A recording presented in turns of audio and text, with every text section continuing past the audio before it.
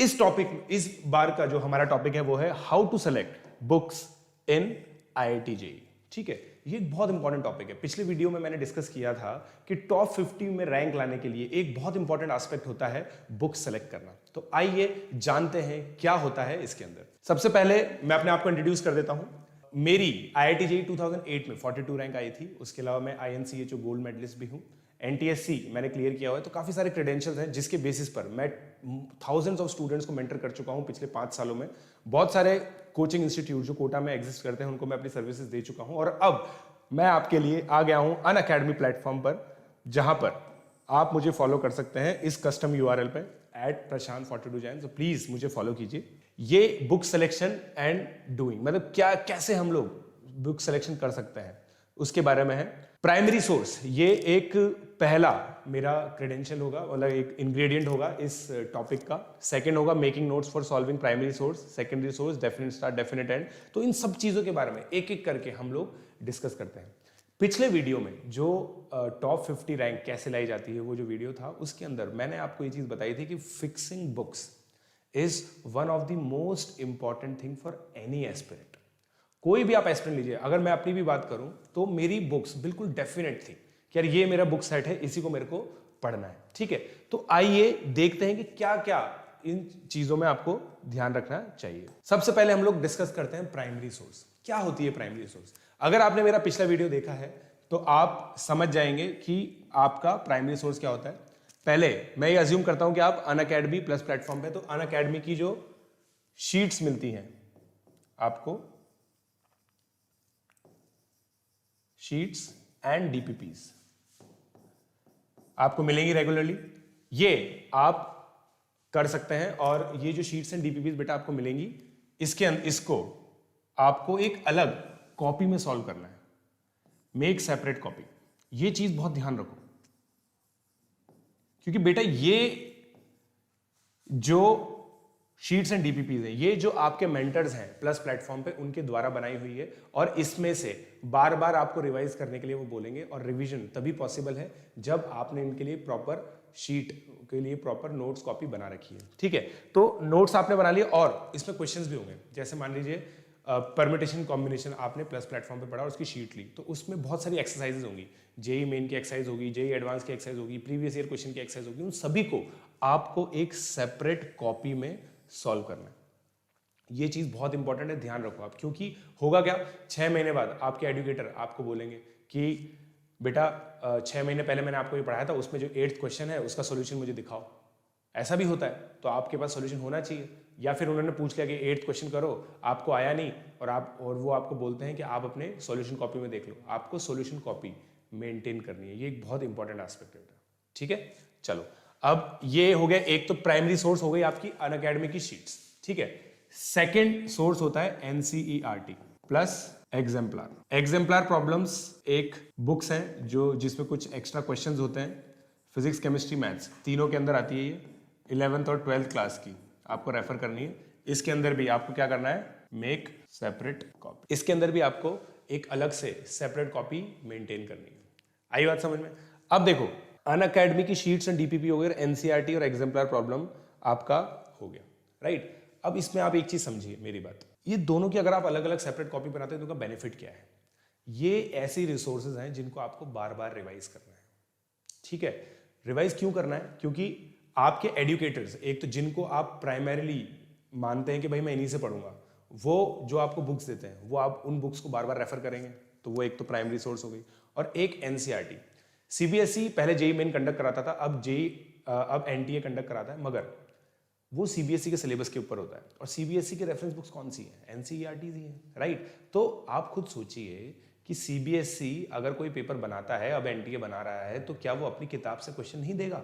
बिल्कुल देगा। तो वो क्वेश्चंस कहाँ पे मिलेंगे आपको? NCERT में से। बहुत सारी बार ऐसा होता है कि आप अगर एनालिसिस रिपोर्ट्स पढ़ें पेपर्स की, तो तकरीबन 50-60% पेपर डायरेक्टली NCERT से उठ के आता है। इसका मतलब you can score as high as 216 out of 360 if you are thorough in NCERT। बहुत अच्छा स्कोर होता है ये, मैं बता देता हूं आपको। बहुत अच्छा स्कोर है ये 216। इसमें काफी अच्छा NITs मिल सकते हैं और उन NITs में आपको कंप्यूटर साइंस मिल सकता है, राइट। तो ये एनसीईआरटी और एग्जाम्पलर प्रॉब्लम्स के लिए भी आपको एक सेपरेट कॉपी बनानी है, ठीक है। ये मत सोचिए कि क्वेश्चन बहुत ईजी हैं इसके, बहुत मतलब कुछ एक्साइटिंग चाहिए हमें लाइफ में। देखो पॉइंट ये है कि अगर एक बहुत एक्साइटिंग बुक मैं आपको दे दूं और वो एक्साइटिंग बुक आपका सिलेक्शन नहीं करवा पा रही, तो ऐसा एक्साइटमेंट कोई काम का नहीं होता, राइट। आपको बिल्कुल प्रोफेशनल रहना है कि ये चीजें तो करनी है। बहुत सारे बच्चे इस चीज को नेग्लेक्ट कर देते हैं। ये जो क्रॉस है ना, इसको आपको मिटा के राइट करना है, राइट। अभी तक भी अगर आपने एनसीईआरटी सॉल्व नहीं किए, 11th और 12th क्लास की एनसीईआरटी खरीदो, एग्जाम्पलर प्रॉब्लम्स खरीदो, उनको आज ही से करना चालू करो, ठीक है। और सबसे सही तरीका क्या होता है, जैसे मान लो परम्यूटेशन कॉम्बिनेशन चैप्टर चल रहा है, तो उसके साथ साथ आप ये भी करते जाओ और ये भी करते जाओ और अलग अलग कॉपी में मेंटेन करते रहो। आपका क्या होगा, एनसीईआरटी भी सॉल्व होती रहेंगी और आगे शीट्स तो सॉल्व हो ही रही है, ठीक है। तो प्लीज इस चीज का ध्यान रखो। और कंक्लूजन इसमें अगर मैं देना चाहूं तो ये चीज है कि आपको मल्टीपल टाइम्स रिवाइज करना पड़ेगा। मल्टीपल रिवीजन रिक्वायर्ड होगा बेटा। अगर मल्टीपल रिवीजन रिक्वायर्ड है तो इसलिए आपको चाहिए कि आप क्या करो, आप इन दोनों जो बुक्स हैं उनको अलग से मेंटेन करो। सेकंड है making notes for primary sources, ठीक है। अब क्या होता है, मैंने अभी तक आपको केवल प्रॉब्लम सॉल्विंग के लिए बताया, ठीक है। अब क्या होगा कि जैसे मान लीजिए आप एक एजुकेटर से प्लस प्लेटफॉर्म पे पढ़ रहे हो, ठीक है ना, उन्होंने अपना एक लेक्चर स्टार्ट किया। उस लेक्चर को जब आप स्टार्ट कर रहे हैं तो आपको क्या करना है, अपनी कॉपी खोल के रखनी है और उनके इंपॉर्टेंट पॉइंट्स नोट डाउन करने हैं। और जब आप नोट डाउन करोगे तो इंपॉर्टेंट पॉइंट्स को ऐसे ब्लॉक में बंद करना है। जैसे मान लीजिए उन्होंने बताया x is equal to -b plus minus √d upon 2a, इसको बॉक्स में बंद कर दो आप, ठीक है। ऐसे बॉक्सेस जब आपको अपने नोट्स के अंदर दिखेंगे तो वो आपको याद रहेगा, वो की इंपॉर्टेंट पॉइंट्स जो आपको एजुकेटर्स बताते हैं अपने एक्सपीरियंस से, जो उनका 1000 ऑफ स्टूडेंट्स को पढ़ाने के बाद एक्सपीरियंस है, उस एक्सपीरियंस से जब वो आपको कुछ चीज बताएंगे तो आपको बहुत ज्यादा बेनिफिशियल होगी। Am I making sense? Of course I am, ठीक है। तो इस तरह से आपको बॉक्स बनाना है। अब एक बहुत इंपॉर्टेंट टैगिंग क्राइटेरिया मैं आपको बता रहा हूं। देखिए मैं इसके लिए एक एग्जाम्पल भी लूंगा। मान लीजिए क्वाड्रेटिक इक्वेशन है, एक चैप्टर है, उसमें आता है सॉल्विंग, फिर आता है नेचर ऑफ रूट्स, फिर आता है location of roots, common roots. मान लीजिए कि इन 4 टॉपिक्स में हमने तोड़ दिया, ठीक है। आपकी जो शीट होगी उसमें प्रॉपर सेक्शनिंग होगी, ठीक है। तो उसके अंदर आपको क्या करना है, जैसे मान लीजिए 4 टॉपिक्स हैं। अब मैं हमेशा ये चीज बताता हूं बच्चों को कि आपको हमेशा अपनी स्ट्रेंथ और वीकनेस पता होनी चाहिए टॉपिक लेवल पर। ये तो चैप्टर हो गया, ये टॉपिक हो गया। अब मुझसे कोई बोलता है कि सर मेरी क्वाड्रेटिक इक्वेशन वीक है। मैंने कहा यार तो एक चीज बता कि अगर तेरी क्वाड्रेटिक इक्वेशन वीक है तो क्या तू x² - 3x + 2 = 0 सॉल्व नहीं कर सकता? सर कर सकता हूं। तो फिर कैसे वीक है, क्या वीक है ये तो बता, थोड़ा एक्सप्लेन कर उसको।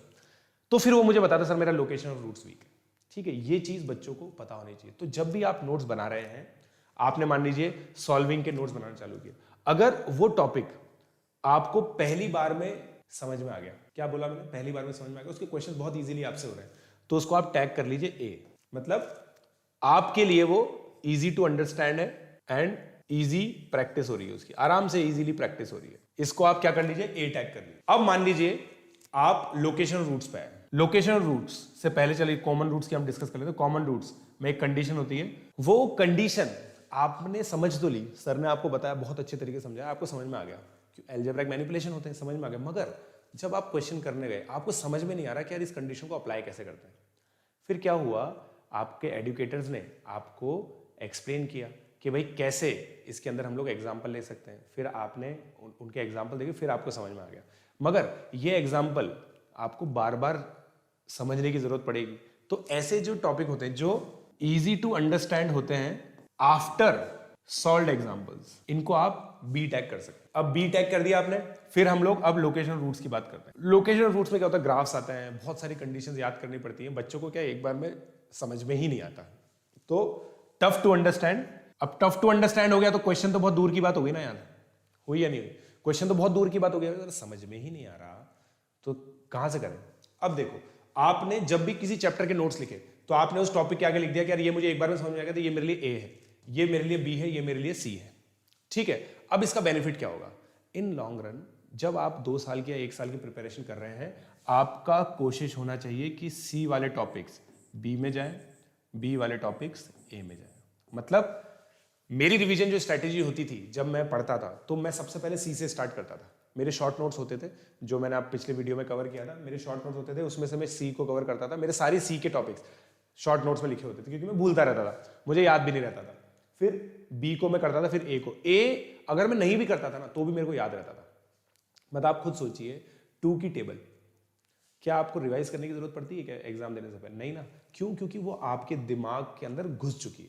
तो ऐसे ही कुछ टॉपिक्स होते हैं दिमाग के अंदर घुस जाते हैं, जो कभी निकलते भी नहीं है, जो आपको मतलब जैसे मैं हूं, मेरे को आईआईटी किए हुए काफी साल हो गए, 10 साल पहले मेरी रैंक आई थी, 10 साल के बाद भी मुझे कुछ टॉपिक्स है जो अभी भी याद है। जैसे फिजिक्स की अगर मैं बात करूं तो v = u+80 अभी भी याद है। क्यों? क्योंकि ये मेरे ए टॉपिक्स हैं जो मुझे हमेशा याद रहते हैं। वहीं पे आप मुझसे कोई कॉम्प्लेक्स ऑर्गेनिक केमिस्ट्री का कोई कॉम्प्लेक्स रिएक्शन पूछ लो, मुझे याद नहीं है, क्योंकि वो मेरे लिए सी टैग था। आई बात समझ में? तो हमारी कोशिश क्या होनी चाहिए, सी बी ए की हम लोग टैगिंग करें अपने नोट्स के अंदर, सी से बी ले जाने की कोशिश करें, बी से ए ले जाने की कोशिश करें। ये हमारा की टेक अवे। आई बात समझ में? चलिए अब आगे बढ़ते हैं। Secondary source. अब देखो, मैंने इसको पिछले वीडियो में कवर किया था थोड़ा बहुत, मैं इसको थोड़ा सा और इलस्ट्रेट करना चाहता हूं। अब मान लीजिए आप अनअकैडमी प्लस प्लेटफॉर्म पे पढ़ रहे हैं, ठीक है। आपने एक एडुकेटर से बात की कि सर आपने बहुत अच्छा पढ़ाया मुझे, मैंने नोट्स भी लिख लिए, मगर ये ट्रिग्नोमेट्रिक रेशियोज के अंदर जो सम और डिफरेंस के फॉर्मूले हो रहे हैं, ये मेरे को सर इंप्लीमेंट करने नहीं आ रहे। आपने मुझे प्रूफ बताया, वो समझ में आया मेरे को, मगर मुझसे हो नहीं रहा। अब अगर मैं पिछले वाले टैगिंग की बात करूं तो ये मेरे लिए बी टैग वाला टॉपिक हो गया। क्यों? क्योंकि मुझे समझ में तो आ गया, मगर मैं अप्लाई नहीं कर पा रहा। सर ने कुछ एग्जांपल्स बताया आपको, मगर आप बोल रहे हो सर मुझे और वैरायटी ऑफ एग्जांपल्स चाहिए। सर ने आपको बोला डू एक्स बुक, उन्होंने आपको बोला कि आप एक्स बुक करो। अब एक्स बुक आप खरीदने गए मार्केट में, वो मार्केट में आपको मिली 800 पेज की। प्राइस तो चलो आप लोग मैनेज कर लोगे, मगर वो 800 पेज की आपको किताब मिलती है। अब 800 पेज की किताब क्या आप पूरी सॉल्व करोगे? नहीं करोगे ना। अब आपको क्या करना है, इस एक्स बुक को उठाना है, ठीक है। सर ने क्या बोला, ट्रिग्नोमेट्रिक रेशियो में गए, ट्रिग्नोमेट्रिक रेशियो के अंदर पर्टिकुलर सम एंड डिफरेंस में गए। सम एंड डिफरेंस में जाने के बाद आप लोगों ने सिंपली क्या किया, उसके क्वेश्चंस किए। अब मान लीजिए वो 158 से लेकर 175 पेजेस तक ये चैप्टर था, ठीक है ना। ये जो टॉपिक आपको चाहिए था, आपके एजुकेटर ने आपको बोला कि बेटा 158 से 175 तक पढ़ लेना। अब एक अच्छा बच्चा पता है यहाँ पे क्या करता है, 1 से लेकर 157 तक उसके लिए कुछ काम के नहीं है, 176 से लेकर 800 तक उसके कुछ काम के नहीं है, अगर उसके एजुकेटर ने उसको कुछ नहीं बोला है तो। अगर आपके एजुकेटर आपको ये बोल देते हैं कि आपको बेटा बाकी की बुक भी पढ़नी है तो पढ़ो, वरना मत पढ़ो, समझे मेरी बात? तो इसका क्या मतलब होता है बेटा, बहुत सिंपल है कि आपको बुक आप कोई सी भी उठा रहे हो, it should be recommended by your mentor. समझेगा मेरी बात? It should be recommended by your mentor. And most important चीज क्या है कि guidance is continuously required for these books. इस पॉइंट का क्या मतलब है कि अगर आपको सर ने नहीं बोला है 1 से लेकर 157 तक के पेज को सॉल्व करना, तो आपको नहीं करना। You have to be honest with yourself, क्योंकि आपके पास जो टाइम है वो कांस्टेंट है, ठीक है। और आप ऐसे लोगों से एक्सपर्ट गाइडेंस ले रहे हो जिन्होंने थाउजेंड्स ऑफ स्टूडेंट्स को आईआईटी जेईई क्लियर करके आईआईटी तक पहुंचाया, तो उनकी बात का भरोसा रखो। अगर आपने उनकी बात का भरोसा किया है तभी आप उनसे पढ़ने को रेडी हो, राइट? तो उनकी बात का पूरा भरोसा करो और वही करो जो वो कह रहे हैं। उसके अलावा आपको कोई भी बुक करने की जरूरत नहीं है। मैं लाउड एंड क्लियर बोल रहा हूं, रैंडमली कोई भी बुक उठा के आपको सॉल्व करने की जरूरत नहीं है। Am I making sense? Of course I am. ठीक है, तो जो मैं सेकेंडरी सोर्सेज के बारे में बता रहा था, ये बहुत इंपॉर्टेंट चीज है। Definite start and definite and, जैसा मैंने आपको बताया कि start should be defined by educator, ending should be defined by, ये 2 लाइनें लिखना बेटा बहुत इंपॉर्टेंट है आपके लिए। शुरुआत और अंत आपको बताना, समझना बहुत ज्यादा जरूरी है, ठीक है। जैसे मैंने आपको बताया, मैं वापस से बता रहा हूं, 158 से लेकर 175 बस ये स्टार्ट है, ये एंड है। इसके अलावा आपको कुछ भी नहीं पढ़ना है। अगर आप इसके अलावा पढ़ते हो तो आप अपना खुद का टाइम वेस्ट करोगे। क्यों? क्योंकि जब आप रैंडमली कोई बुक्स उठाते हो तो आप किन चीजों से कॉम्प्रोमाइज कर रहे होते हो पता है आपको? आप अपनी प्राइमरी बुक्स के होमवर्क से कॉम्प्रोमाइज कर रहे होते हो। मान लीजिए आपको मैथ्स के अंदर ये प्रॉब्लम है, ठीक है, आपने कोई बुक उठा ली, उसकी वो आपको बहुत अच्छी लगी, आपने उसके पहले की चीजें भी पढ़ ली, बाद की चीजें भी पढ़ ली, और इसके चक्कर में फिजिक्स के अंदर जो आपका एनएलएम चल रहा है उसकी जो प्राइमरी शीट है, मतलब जो अनअकैडमी से आपको मिली है, जो एनसीईआरटी है, वो आप सॉल्व नहीं कर रहे हो, तो ये नुकसान है, राइट? तो इसमें एक बहुत इंपॉर्टेंट चीज मैं आपको बता रहा हूँ, प्लीज लिख लो इसको और अपने जहन में बिठा लो। Prefer primary over secondary. समझे क्या मेरी बात? क्यों क्यों क्यों क्यों? क्योंकि तभी तो उसको प्राइमरी नाम दिया है, प्राइमरी है तभी तो सबसे पहले उसको करना है। ठीक है, तो अपने मैथ्स के सेकेंडरी की वजह से फिजिक्स के प्राइमरी को कहीं आप सेक्रीफाइस मत कर देना, क्योंकि वो भी बहुत इंपॉर्टेंट है। रैंक और सिलेक्शन आपका फिजिक्स केमिस्ट्री मैथ्स तीनों के बेसिस पे होगा। अगर कुछ ऐसी दिक्कत चल रही है जिसमें आपको सेकेंडरी सोर्सेज के पास जाने की जरूरत पड़ रही है मगर आपके पास टाइम नहीं है, तो उसको थोड़े टाइम के लिए स्टॉल कर लीजिए, क्योंकि करंट चीज़ों को सेक्रीफाइस करके पास्ट की चीज़ें करने में नुकसान ये होता है कि जो करंट की चीज़ें होती हैं वो भी खराब हो जाती है। ठीक है, तो आप प्लीज इस चीज का ध्यान रखिए। रिवाइजिंग बुक्स, अब देखिए ये बहुत इंपॉर्टेंट चीज है।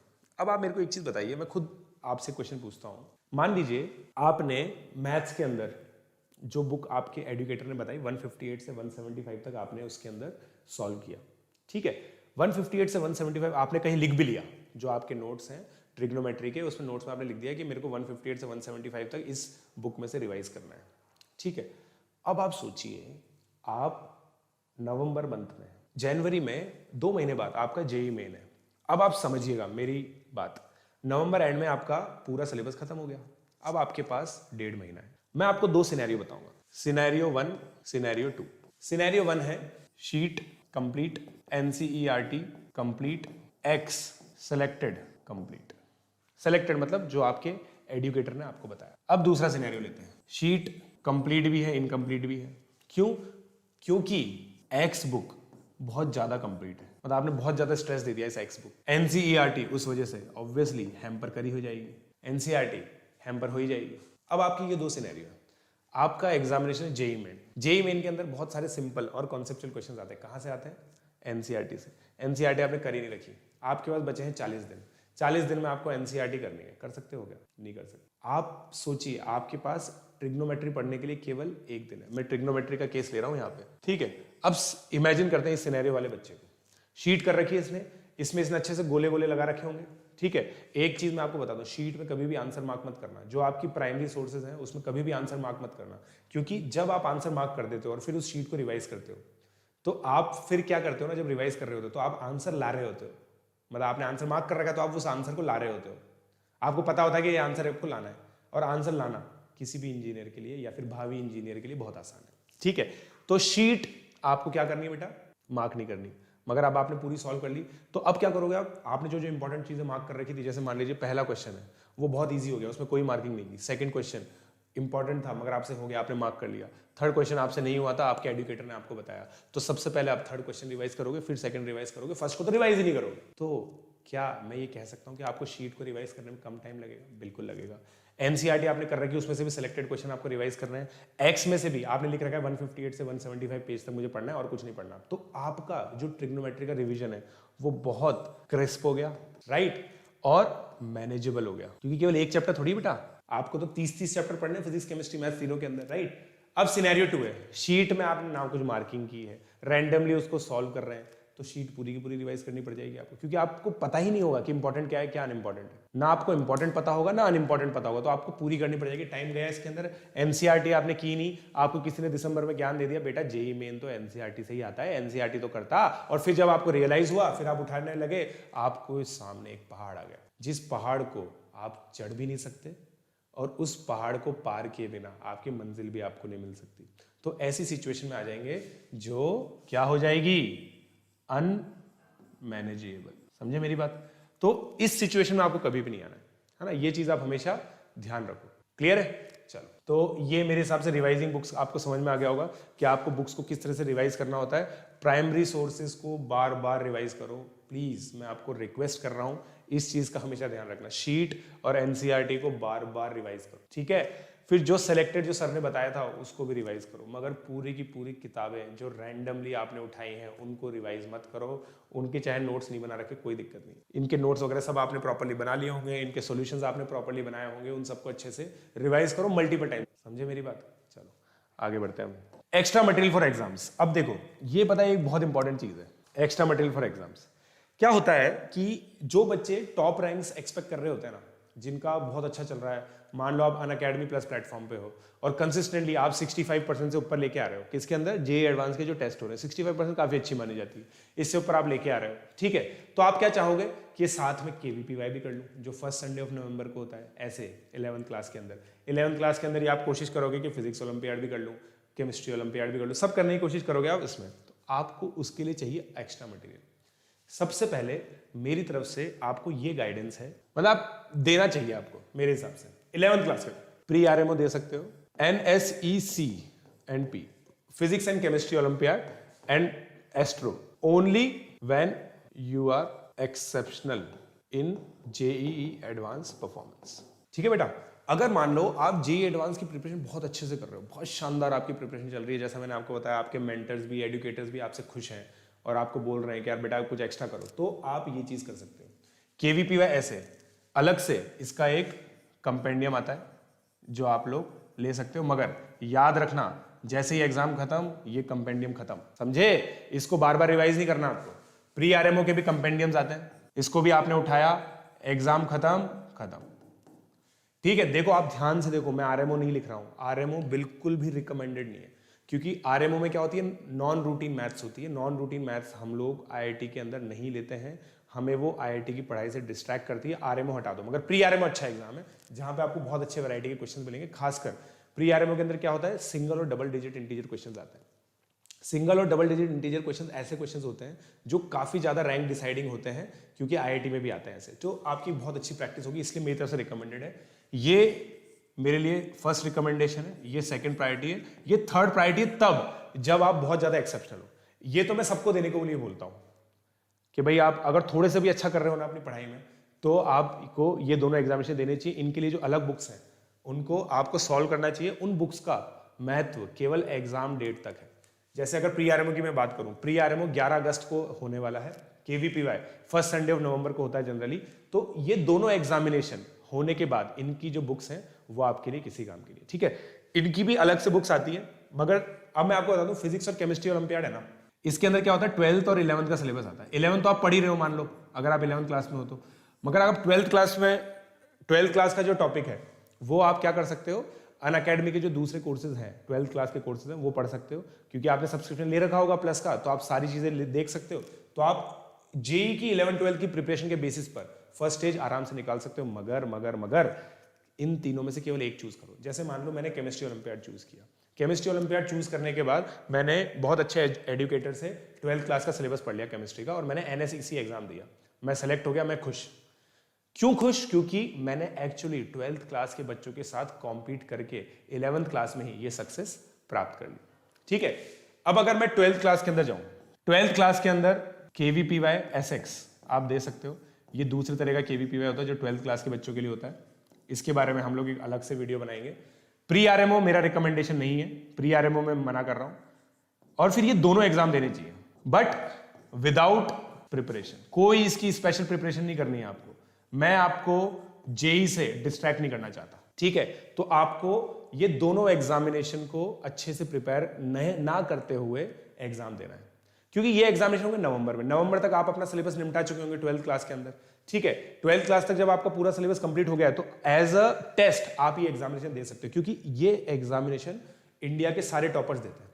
तो आपको इंडिया में अपनी पोजीशन पता चलेगी। इसका रिजल्ट तकरीबन 22 दिसंबर के करीब आ जाता है। 22 दिसंबर को आपकी पूरी पिक्चर क्लियर हो जाएगी आपको कि आप केमिस्ट्री फिजिक्स के अंदर कैसा कर रहे हो। तो मेरे हिसाब से ये दोनों एग्जाम आपको देने चाहिए। KVPY SX सेम डेट को होता है जो KVPY ऐसे होता है। आई मेरी बात समझ में?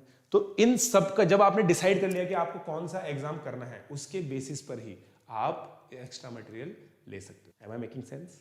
ठीक है। सो अब मैं आपको कंक्लूडिंग रिमार्क्स दे देता हूं। कंक्लूजन के तौर पे मैं आपको बताना चाहूं तो be very rigid with primary sources, मतलब किसी भी कीमत पे आपकी प्राइमरी सोर्सेज कॉम्प्रोमाइज नहीं होनी चाहिए, ठीक है। Take guidance for secondary sources, ठीक है। फिर तीसरा, चूज एक्स्ट्रा एग्जाम्स केयरफुली। केवल इसलिए आपको एग्जाम नहीं करना कि आपके बगल वाला भी कर रहा है। आपके बगल वाला अगर 75% ला रहा है, आप 55% पे हो, तो आप ये कोशिश करो कि भाई आप 75 पे कैसे पहुंचो पहले, और इसके अंदर आपको प्राइमरी और सेकेंडरी सोर्सेज हेल्प करेंगे, ना कि एक्स्ट्रा मटेरियल। तो प्लीज इस चीज का आप खास ध्यान रखें, राइट। तो ये तीन मेरी तरफ से कंक्लूजन है। बुक्स सेलेक्ट करते वक्त बहुत अच्छे से ध्यान रखना है आपको, क्योंकि ये एक अनलिमिटेड समुंदर है, ठीक है। तो प्लीज रैंडमली कोई भी बुक मत उठाइए। कोई भी बुक अगर आप उठा रहे हैं, it has to be guided by your mentor. So I hope आपको ये वीडियो पसंद आया होगा।